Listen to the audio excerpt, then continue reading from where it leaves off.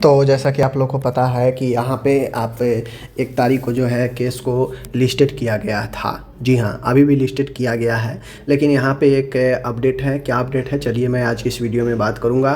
फ़िलहाल अभी मैं आ चुका हूँ एमपी हाई कोर्ट के ऑफिशियल वेबसाइट पर, जहाँ आप सभी के बीच में मैं दिखाऊँगा, प्रूफ के साथ दिखाऊँगा कि आज 1 तारीख को क्या कुछ होगा या नहीं होगा। क्योंकि एक बहुत ही बड़ा महत्वपूर्ण है, 56 स्टे कॉलेज के लिए भी एप्लीकेशन लगाया गया है रिजल्ट के लिए। जी हाँ, 23 तारीख को ही लगाया गया था 56 जो स्टे ले रखा ग्वालियर रीजन का कॉलेज है उसके रिज़ल्ट के लिए। तो महत्वपूर्ण है उनके लिए। बहुत सारे स्टूडेंट हैं जिनका रिज़ल्ट अभी जारी नहीं हुआ है। तो इस हिसाब से यहाँ पे देखा जाए तो रिज़ल्ट जारी करने के लिए एप्लीकेशन लगाया गया है। बहुत सारे लोग जिनका रिज़ल्ट जारी नहीं हुआ है वो 1 तारीख का वेट कर रहे थे, लेकिन आप देखेंगे यहाँ पे इसके वेबसाइट पर आएंगे तो यहाँ पे देख सकते हैं आप लोग, इसका WP है, केस नंबर है 2022 का है। ठीक है, इसमें नीचे आएंगे लिस्टिंग में, तो लिस्टिंग में आपको दिखेगा हियरिंग डेट 1/7/2026 तो दिया है, लेकिन किनके समक्ष यह हियरिंग होगा यह अभी कंफर्म नहीं है। सीधे DB दे दिया है, यानी डिवीज़न बेंच दे दिया है। अगर 1/7 को इसकी सुनवाई होती है तो डिवीज़न बेंच में होगा, यानी 2 जजों के समक्ष ये सुनवाई होगा।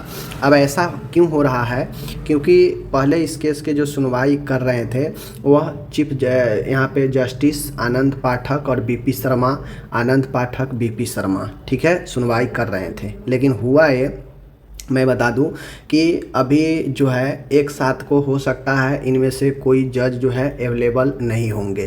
तो अवेलेबल नहीं होने के मतलब है कि छुट्टी पर गए होंगे, तो इस रीज़न से इनका नाम यहाँ पे नहीं दिया है। ठीक है, अगर ये अवेलेबल रहते तो इन्हीं का नाम यहाँ पे दिया जाता सुनवाई के लिए। लेकिन यहाँ पे DB का मतलब है डिवीज़न बेंच, यानी अगर इस केस की सुनवाई आज 1 तारीख को हो जाती है तो डिवीज़न बेंच में 2 जज के सामने सुनवाई होगी। अगर नहीं सुनवाई होती है तब तो कोई बात ही नहीं है, लेकिन सुनवाई होगी तो कोई भी 2 जज के सामने इस मामला को रखा जा सकता है। ठीक है, 1/7 को हियरिंग डेट अभी दिया है, इसका डेट अभी बदला नहीं है।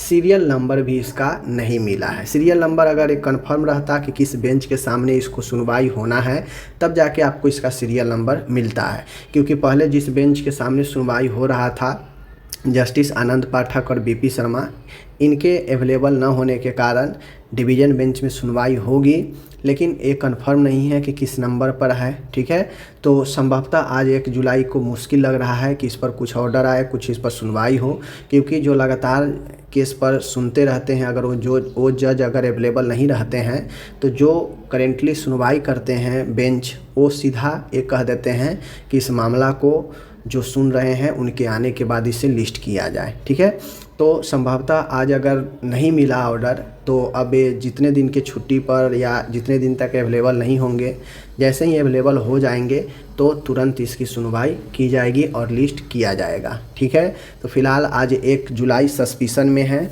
और संभवतः 70% संभावना है कि सुनवाई इस पर नहीं होगा, कोई ऑर्डर वगैरह नहीं आने वाला है, क्योंकि यहाँ पे जो बेंच है अवेलेबल नहीं है इस रीज़न से। ठीक है, तो बाकी इस पर जो है IA लगाया गया है। जी हाँ, इसके डिटेल्स में अगर हम जाते हैं तो डिटेल में यहाँ पे देख लीजिए, लास्ट लिस्टेड 23 जून दिया गया है। ठीक है, ऑनेबल यहाँ पे आनंद पाठक जी और BP Sharma ji. Tentative date 1 जुलाई 2026 लिखा है, लेकिन कोई यहाँ पे सीरियल वगैरह नंबर नहीं है, तो मुश्किल लग रहा है इस पर सुनवाई हो पाना। ठीक है, बाकी चलिए हम लोग मिलते हैं। और यहाँ पे देखिए सारा IA मैटर है इस पर लगा हुआ। ठीक है, इस साल लास्ट जो है यहाँ पे देखिए IA लगा है और 30 तारीख को IA लगा है, इंटरवेंशन एप्लीकेशन लगा है।